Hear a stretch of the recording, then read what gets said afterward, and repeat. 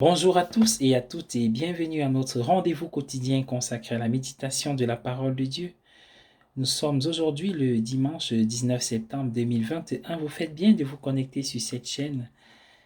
C'est le temps, l'instant de la halte spirituelle pour la journée. Installez-vous bien, que le Saint-Esprit nous éclaire toujours et nous guide avec cet évangile de Marc chapitre 9 verset 30 à 37. Bien-aimé, Jésus nous donne le sens spirituel, pouvons-nous dire, véritable et profond de la grandeur. Notre culture, la société, la famille, les parents. La réalité environnante concourt à inscrire dans les cœurs des hommes, des femmes, des enfants, des jeunes, la soif de pouvoir gravir la plus haute marche de l'échelle sociale. Être le meilleur, réussir, être admis, être retenu. Oui, les valeurs actuelles, modernes et même contemporaines sont des valeurs de la concurrence, de la lutte pour la reconnaissance. Est-ce à dire, à suivre Jésus qui fait des reproches aux disciples parce qu'ils discutaient pour savoir qui était le premier, le meilleur d'entre eux? Est-ce à dire que ces reproches nous touchent complètement? Est-ce à dire qu'il faut mettre de côté le désir d'être le meilleur, d'être reconnu, de réussir, d'être placé au-dessus de l'échelle? Peut-être la question n'est pas là. Nous pourrons dire à la fin de cette méditation, oui, nous devons réussir, braver, être meilleur. Mais la question est de savoir sur quoi ou alors sur qui repose cette reconnaissance, ce succès, cette valeur. Saint Augustin nous invite à observer un arbre.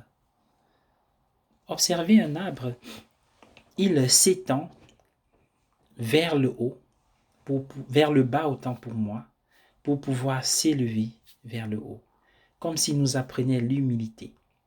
Mais bien aimé, pouvoir s'élever dans les airs sans racines ne s'appelle pas croissance, mais effondrement. C'est une sagesse spirituelle qui semble échapper aux apôtres qui n'ont pas encore atteint cette conscience, car alors que le Seigneur avance vers ce qui est essentiel pour lui, il mène des discussions entre eux pour savoir qui est le plus grand, le meilleur. Et Saint Jacques décrit bien les conséquences d'une telle attitude, d'un tel état d'esprit. Saint Jacques dit, là où il y a la jalousie et les ambitions égoïstes, il ne peut qu'avoir du désordre et des pratiques immorales. Cette remarque de Jacques atteint nos sociétés, nos lieux de vie et de service, qui parfois se transforment en lieux d'enfer à cause de la rivalité, la recherche, l'affirmation du soi, du moi, de l'ego. Et nous pouvons reconnaître deux sortes d'ego. Le vrai ego, le véritable, cet ego qui sait qu'il se reçoit de Dieu à chaque instant et qui ne désire rien, qui a Dieu à tout. Et cet autre ego qui est vide et qui cherche à se remplir pour être reconnu, être vu. L'amour propre qui devient l'amour de soi, où le moi est placé au cœur et fait tourner tous les autres, les choses et les personnes à son propre service soi-même. Jésus prend les apôtres à l'écart, comme pour leur livrer un enseignement nouveau. Et cet enseignement, il le fait en marchant. On marche avec des personnes et la marche cultive la confidence, finalement la confiance et l'amour. Les apôtres ont l'amour du Christ qui va leur révéler une vérité actuellement, un enseignement nouveau. Cet enseignement consiste à rechercher l'humilité et à accepter la souffrance. Ce ne sont pas des choses faciles à recevoir. D'ailleurs, les apôtres le rejettent. Pierre dira, « Cela ne t'arrivera pas. Personne d'entre nous ne cherche la souffrance, et pourtant aucun mortel ne peut échapper à la souffrance. » Bien-aimés du Seigneur, ce qui est essentiel pour le Christ, c'est la croix, ce salut vers lequel il s'en va. La distraction vient nous éloigner et nous fait tourner vers ce qui n'est pas essentiel. Oui, bien-aimés dans le Seigneur, alors qu'ils rêvent de gloire et de succès et de victoire, Jésus va leur parler de la souffrance. C'est la deuxième annonce de la passion. Alors qu'il va à Jérusalem pour accomplir le plus bel acte, l'obéissance à son Père. Il leur parle de la souffrance, tandis qu'eux recherchent la gloire. Oui, la grandeur, c'est dans le service de tous et des tout petits. Servir un enfant, c'est l'acte le plus gratuit, même si aujourd'hui les parents voient leur avenir, leur retraite dans les enfants. Mais l'enfant ne peut remettre ce qu'on lui donne. C'est disproportionné. Et c'est nous, cet enfant, que Dieu voit, vers lequel Dieu se penche. Et le Christ ira jusqu'à laver les pieds de nous, les enfants de Dieu, ses frères. Il nous apprend à servir et non à être servis.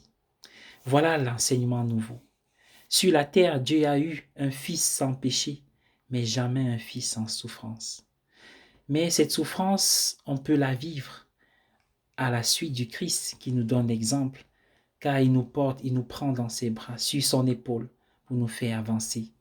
Retenons cette sagesse aujourd'hui et vivons-en tout au long de cette semaine. D'abord, celui qui veut être combattu et détesté doit s'affirmer publiquement comme étant supérieur aux autres.